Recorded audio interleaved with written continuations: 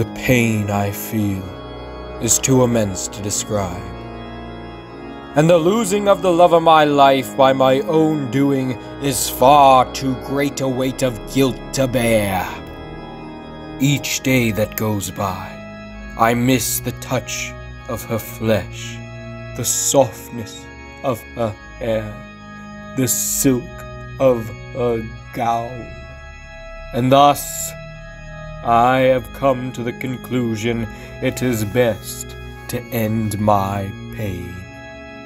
What led me to this decision, and the whole reason I am writing this, was only amplified by the fact I still see her. I still feel her. I still hear her. Every night, around the time of the murders, 2 hours prior to midnight, her spirit wanders the halls. She's lost. She's without hope. Trapped between this world and the next, and her cries haunt me. She's joined with the spirits of all the others who have lost their lives in this place. However, my new butler Bernard and the gravedigger hired to bury the bodies, Eugene, insist that I must be insane, and I myself believe them to be correct. Despite these visions which haunt me, the only thing I fear is what lies waiting on the other side, the nothingness I am to be cast into, the pitch-black abyss of death.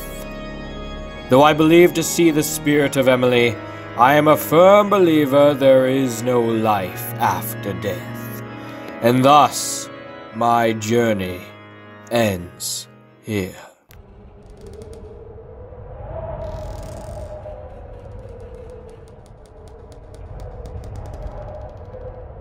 How are you this evening, sir? Just fine, Bernard. Thank you. Not at all, Mr. Mortem.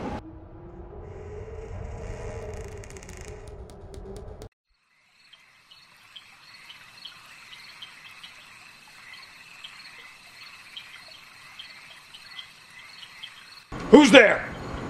Have no fear, Eugene. It is simply I.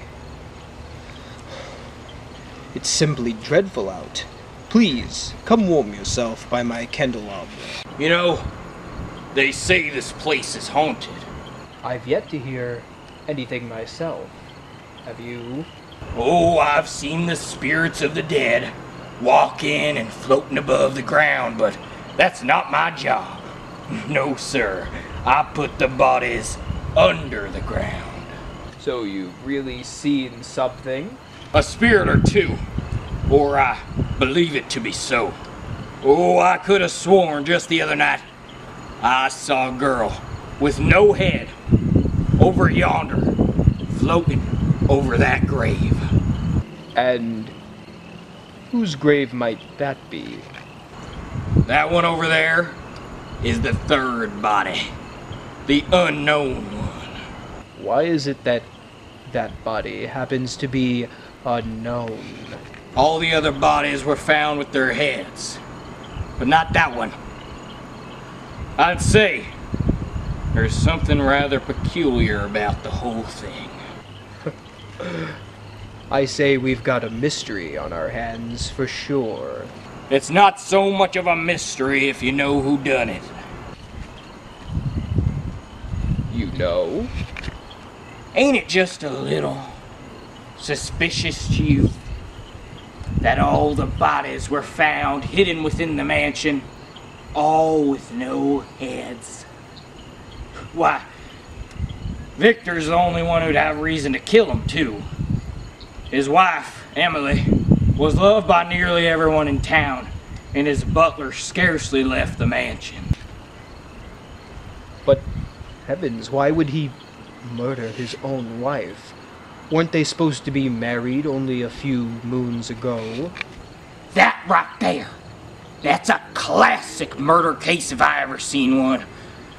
I don't know why he did it, But maybe it was something to do with the marriage. Someone wasn't happy. And maybe it was the only solution. My idea is that he killed Emily. And the other two were killed simply because there couldn't be witnesses. But hey, I'm just the gravedigger. I'm not supposed to ask questions about these things. All right, now who's there? Come show yourself.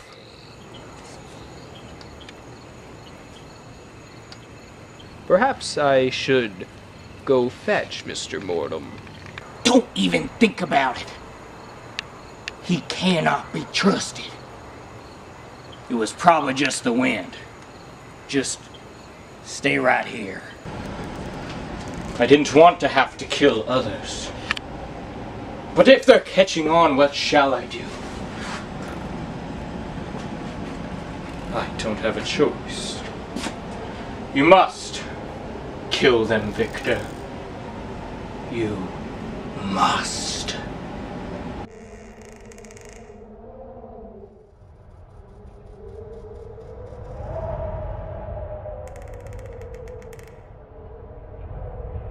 This magnificent estate that I have inherited and held near and dear to my heart, I hope it will go into the right hands.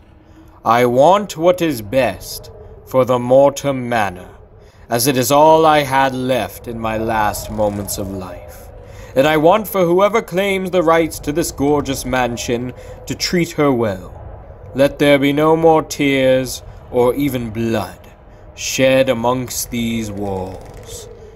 She has already seen enough. I'm telling you, if this immortality potion we got from this Dr. Voodoo fella actually works, we won't have to fear Victor or dying ever again. I wouldn't get ahead of yourself there. Death always seems to follow that place. Well, we're gonna put a stop to that, aren't we? Come on.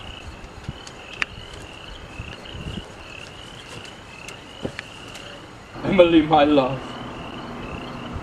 I'm sorry. I will never forgive myself for what I have done to you. Tonight, on this cool night of All Hallows Eve, I shall join you in death.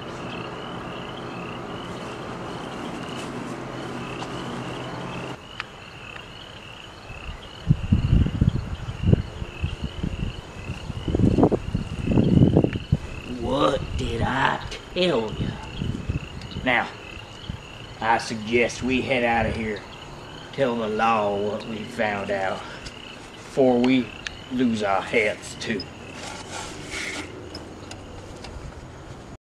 With a heavy heart, I leave this world behind, and all the sorrow and loneliness within it, with my mansion being the only one who will notice my absence.